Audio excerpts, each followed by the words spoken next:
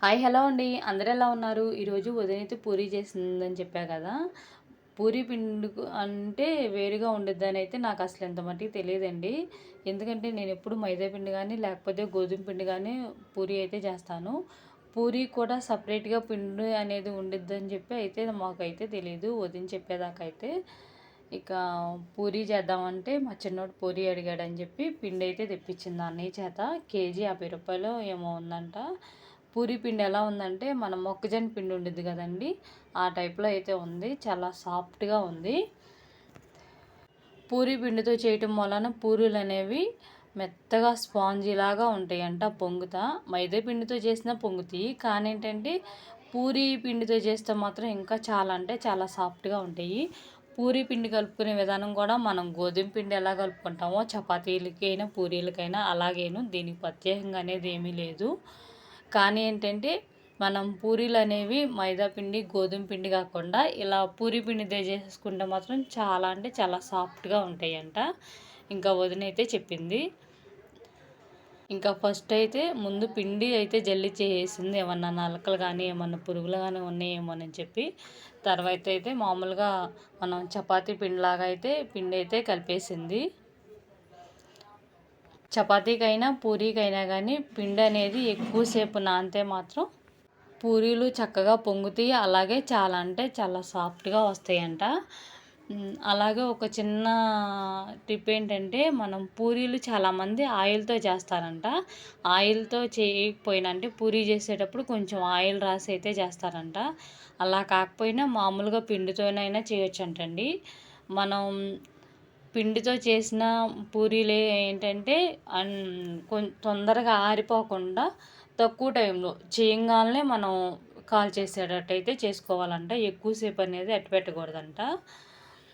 పూరీ పిండి అయితే కలిపేసి ఓ పక్కన పెట్టేసింది. నా అంతా ఉండిద్దని చెప్పి. ఈలోపైతే దీంట్లోకి పన్నీర్ కూర చేస్తానందండి పూరీలోకైతే. ఇక పన్నీర్ అయితే 2 ప్యాకెట్లు అయితే తెప్పించింది. ఫస్ట్ అయితే మసాలా ప్రిపేర్ చేసింది. టమాటాలు, పచ్చిమిర్చి, ఉల్లిపాయ అలాగే కొంచెం అల్లం, వెల్లుల్లిపాయి మిక్సీ పట్టేసిందండి మెత్తగా. మిక్సీ పట్టేసి ఓ పక్కన పెట్టేసింది. పన్నీర్ ఏంటంటే ఒకసారి కడిగి తర్వాత చిన్న చిన్న ముక్కలుగా అయితే కట్ చేసింది. పన్నీర్ తెచ్చుకున్నైనా మనం ఎక్కువ రోజులు అనేది స్టోర్ చేసుకో అవసరం లేదటండి. అలా స్టోర్ చేసుకుంటే అసలు బాగోదంట. ఇక ఆ ముక్కలను అయితే కొంచెం ఆయిల్ అయితే వేసి కొంచెం అయితే నెయ్యి వేసింది. నెయ్యి వేస్తే మాత్రం టేస్ట్ చాలా బాగుండిద్దంట.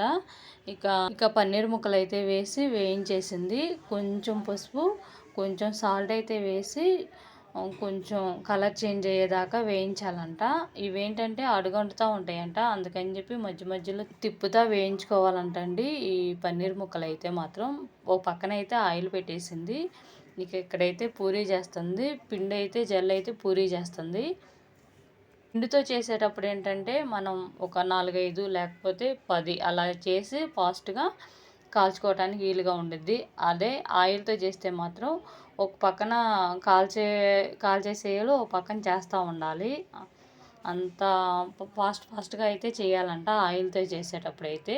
ఆయిల్‌తో చేయటం వలన ఎక్కువ ఆయిల్ కూడా పీలుస్తాయంటండి. ఇలా మామూలుగా పిండితో చేస్తే మాత్రం తక్కువ ఆయిల్ పీలుస్తాయంట.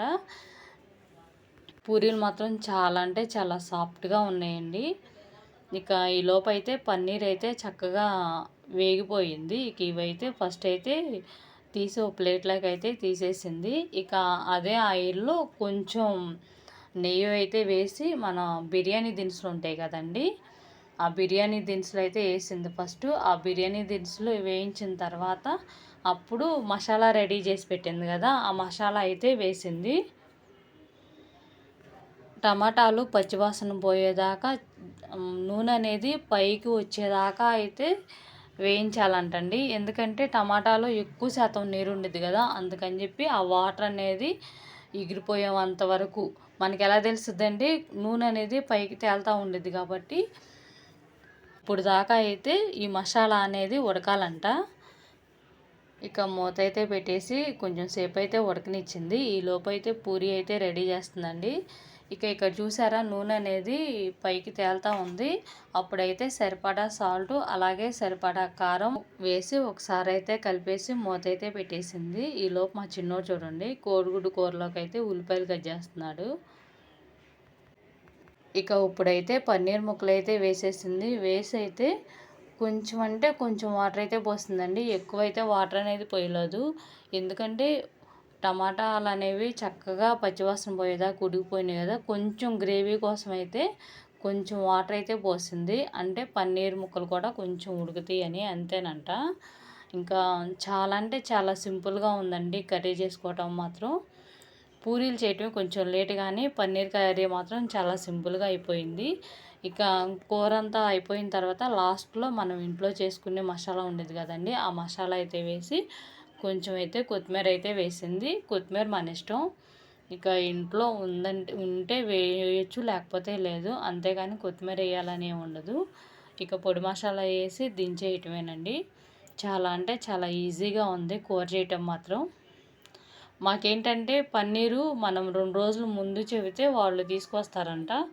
అంటే అప్పుడప్పుడు అంటే దొరకదంట అసలు. మాకైతే పన్నీరు మా పెద్దోడు చెబుతున్నాడు. ఇక 2 కూరలు ఒకసారే అయిపోయినాయండి. ఇక మా పిల్లలు అలాగే మేమైతే టిఫిన్ అయితే చేస్తున్నాము. వీడియో నచ్చితే ప్లీజ్ ఒక లైక్ చేయండి. పన్నీర్ కూర రాని వాళ్ళు కూడా చాలా అంటే చాలా ఈజీగా వండుకోవచ్చండి.